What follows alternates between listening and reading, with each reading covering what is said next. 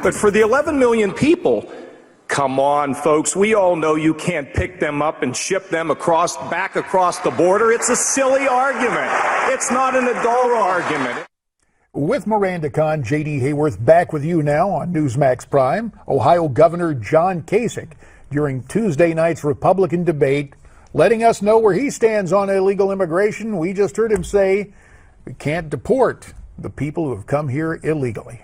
Yeah, the president's plan to grant executive amnesty suffered a major setback earlier this week. This after a federal appeals court refused to lift a February order issued by a Texas judge blocking that type of unilateral executive amnesty. Now the Justice Department plans to take this case all the way to the Supreme Court. So from the political arena to a court of law, we've got lots to talk about. And to do some talking, we're pleased to welcome in the president of the Federation for American Immigration Reform, Dan Stein, who joins us from Newsmax, Washington. So, Dan, first to politics. Interesting lines drawn during the debate earlier this week.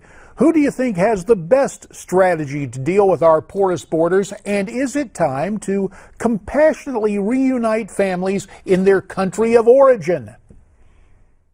Well, that's certainly what you're doing. You're liberating illegal aliens from our jurisdiction when you return them home, H-O-M-E, back where that person's a citizen, has the right usually to vote, participate politically, buy property. It's basically what it's all about, right? It's not the equivalent of a criminal trial. But, you know, Donald Trump is raising some important issues. He talked about Dwight Eisenhower and the operation, he called it wetback, that's what they called it in 1954. But it raises the very important question of whether a president could actually accelerate deportations fast enough, and the question is, why not? Well, you know, the law has changed a lot since 1954, obviously. Immigration is supposed to be a civil proceeding, a summary proceeding. It's supposed to happen very quickly. We should have deportation hearings. It all ought to happen within 48 hours. But now, you know, every alien who comes here illegally gets all these bites at the apple procedurally. It's like O.J. Simpson's procedural process, like a murder trial, the equivalent of a civil deportation proceeding.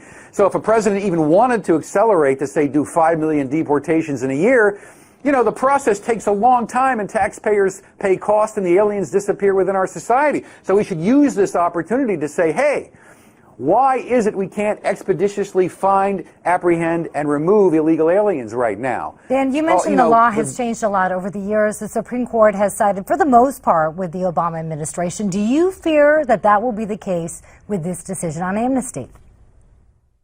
Well, see what? The Fifth Circuit basically said to the president, whoa, whoa, whoa, look, it's one thing for you to say, well, we're just not going to find illegal aliens and put them into proceedings. It's another thing to give them American jobs, work authorization, work documents, our American jobs, no legal authority under the law.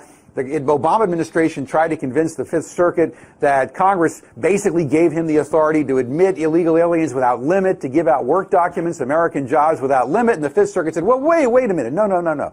You're trying to make an argument based on prosecutorial discretion. You know, you don't have the resources to find people. That's a lot different from giving out benefits, our benefits and driver's licenses and work documents. So in the end, the injunction stands.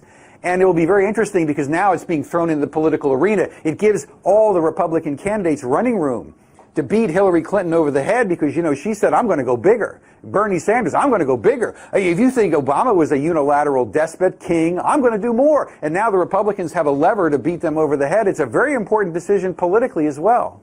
20 seconds. Is Jeb Bush done? Is he finished politically?